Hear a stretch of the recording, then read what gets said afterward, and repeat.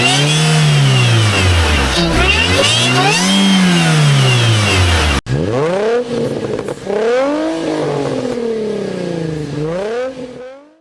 and welcome to the channel and yet another one of my abandoned projects.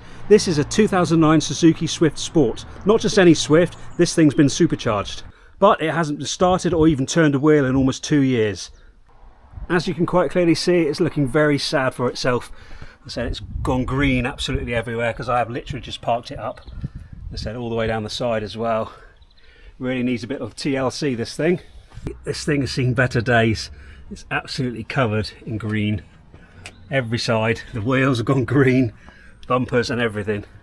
Right, let's go and open it up and have a look inside because this thing hasn't been opened up in about the same time. Oh yeah, look at the state of that steering wheel. Seats are alright though. Oh no, maybe not, a little bit black. There we go, black with mould. That steering wheel was absolutely hideous. I'll give it a clean before doing anything. Look at that, did not breathe that in. Right, also, you can see the old spider webs everywhere. It absolutely stinks in here as well. Luckily we've got no rear seats, they've been stripped out in the past. Bit of green in the back there, so it's obviously got a leak somewhere. Loads of cobwebs in there. And a load of dirt from obviously where it had a roll cage. You can quite clearly see in that corner there, where the holes were in the wheel arch there, the mud comes up through the holes, which is not great. So why have I abandoned it and left it for so long? Well, one day I was driving home from work and I completely lost the throttle. There was no throttle response whatsoever. Luckily this thing over idles a bit. It's sitting out at 2,500 revs because it needs setting up properly. So therefore I managed to crawl home purely on idle. I took the throttle pedal off, I replaced it with a second-hand unit, fitted it, and it appears to have solved the problem. Unfortunately, the very next day, I'm reversing it out, ready for its annual MOT, and I heard a couple of clunks from the rear. Right, if we get underneath it, I should be able to show you why it's been parked up for so long. And there we go, look at the state of those springs. Completely collapsed, and they were actually only 18 months old because I've got the receipt. I'll move the camera across and see if we can see the other side. This one's even lower. There we go, let's have a look. Oh, you can see it's concrete at the moment. Oh, there we go, let's move the camera up. There we go, look at the state of that one. That's collapsed, that's almost come out completely. Hence why it was parked up and I haven't got around to doing anything. Right, we're going to give this steering wheel a good old wipe over and clean before we try to start this thing. Right, that's the steering wheel cleaned up. We're going to pop the bonnet before we go for an attempted start. I'll just show you what's under the hood and talk you through the engine a bit. Right, I've popped the latch. We lift the bonnet. As you can see, it's got a lovely Subaru Impreza bonnet vent grafted into the bonnet. Right, we'll lift this up. We'll do it one hand, it's not that heavy. Let's just hold it there. There we go, where's that go? Oh, come on. There we go. This engine is currently running an AMR 500 supercharger, and as the title suggests, it produces about 500 cc of displacement. This was developed by Wankel, Germany, but manufactured in Japan. The same company responsible for the rotary engines found in the legendary FC and FD RX-7s, and also the RX-8 with a 13B. This supercharger gives an increase of around 30 to 50 brake horse, all depending on the setup and the mat that we've got currently installed. It currently runs about 7 psi, which is about the limit for this little unit. With this, it should increase the brake horsepower from anything from 120 brake from standard up to between 140 to 170, again depending on the map. Right, for cooling purposes, it's also got a Subaru top mount intercooler with the associated bonnet vent, as you can see up there, crudely grafted in. That needs a bit of tidying up. It's also running Mazda RX-8 red injectors at 350cc, as you can quite clearly see in there, which also found on the 231 brake 13B. We have a heat-wrapped Gravity 421 manifold that you can see just down there. Also, this runs an AEM wideband O2 controller and an LSU 4.9 sensor, all controlled by a piggyback DET3 ECU with a sensible map. Right, that's enough of the waffle. We're going to go and stick a boost pack on this. I'm not going to do any checks whatsoever. We're just going to go for a start. If it starts, brilliant. If it doesn't, we'll strip it and we'll scrap it. Okay, battery's all connected, boost pack's on. Let's turn it on and see if we get this thing started. Alright, here goes. Let's see if this thing turns over and starts. Alright, in neutral. Okay, how do we do this again? I've forgotten. This is keyless, so we'll put the key there. See if we got ignition. we haven't. Okay, let's try again. I had to put a new battery in the key fob because the immobiliser wouldn't turn off. So we'll pop that there because this doesn't need a key. Right, that's better. Right, we've got ignition lights. Got all our gauges on. Here goes.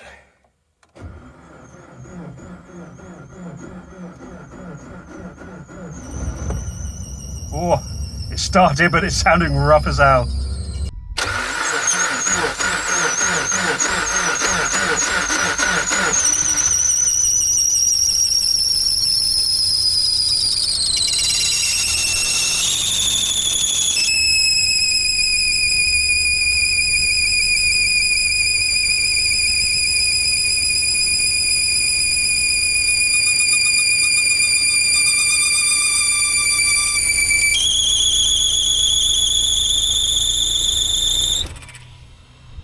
Okay, I had to shut it down because the belt was catching. In fact, you can see it smoking there. Okay, so something sees. We'll spray some fluid on that and see if we can go again. Okay, let's try again.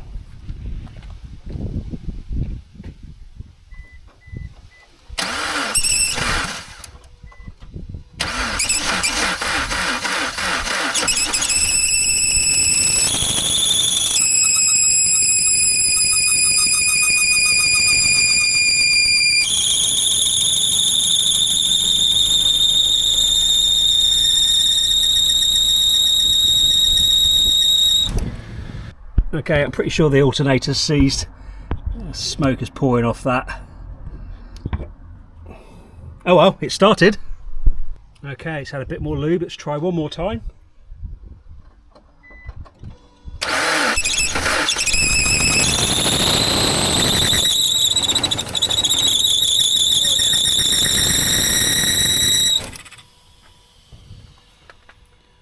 Yeah, alternator very bad. That's completely seized. It's not even trying to move. Oh well, first job to do. Unseize that alternator. Okay, the wheel's all off, and as you see, it's crispy as hell underneath this. Also, it was a bit of a struggle getting that wheel off because I couldn't get the jack underneath because the front spring's gone as well. Look at the state of that. That's obviously gone over time. So chances are the other one's completely shot on the other side. But we've got better access now. Hopefully we can get that belt off the alternator and get the belt off. Let's see if we can free up this alternator. But there is virtually no room in there at all. So this is going to be an absolute nightmare. I can see it. Right, I've taken off all the tensioner bracket. It's taken me about half an hour and I managed to remove the belt. I haven't taken the alternator out completely because it's so difficult and so tight to get down in there. But hopefully I've got enough. I can just get a spanner on it. And hopefully we can work that pulley backwards and forwards and release that alternator. If not, I'll just take the belt off completely and run it without. Okay, surprise, surprise. Even with that belt off, we haven't got enough play to get anything on that nut whatsoever. So we're gonna have to prise this alternator off and do it off the car. All right, let's get my bar up in here. We should just be able to prise it off. There we go. It's coming. There it goes. Now, how do we get it out? Does it come out the bottom or does it come out the top? Have we got enough clearance over that side? We'll find out in a minute, won't we? Well, it appears it doesn't come out the bottom and it doesn't come out the top. Not without taking other things off, and I don't want to get into that late on a Saturday afternoon. So I've persevered. I sprayed a lot of duck oil WD-40. Right, I've just got enough clearance to get my 24mm socket on there and working it backwards and forwards. As you can see, we've now loosened it off. I'm just going to keep on going, work it both ways, and then hopefully we'll refit this, then we shouldn't have a problem. It's a little bit grindy, but I think it's enough to get the belt moving. There we go. That's a lot better, isn't it? We shouldn't have a problem now. So that's freed up. Just a load of crud from being sat for a while. Right, let's put us all back together and try starting it again. Right, alternator's all back on. Fingers crossed we've released that enough. Let's go for another start. All right, battery's on, battery pack's on, ignition lights. All the gauges are gone. Right, let's try again.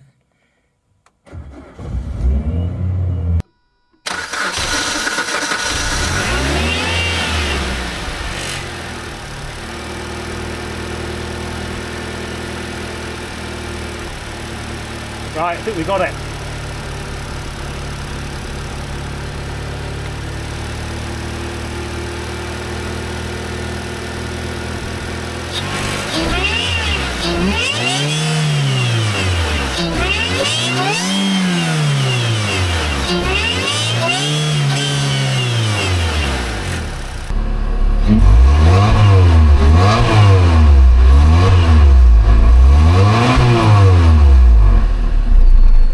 temperature slowly coming up.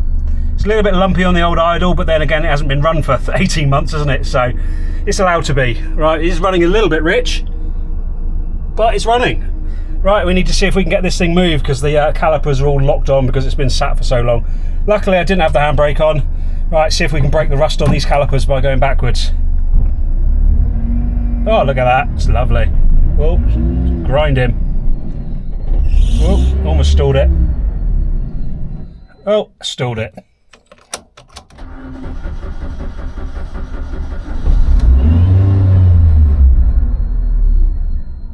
Oh, let's try again.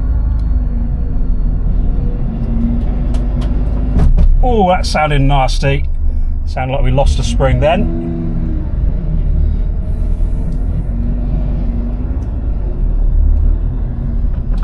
Alright, let's go forward a bit. Oh,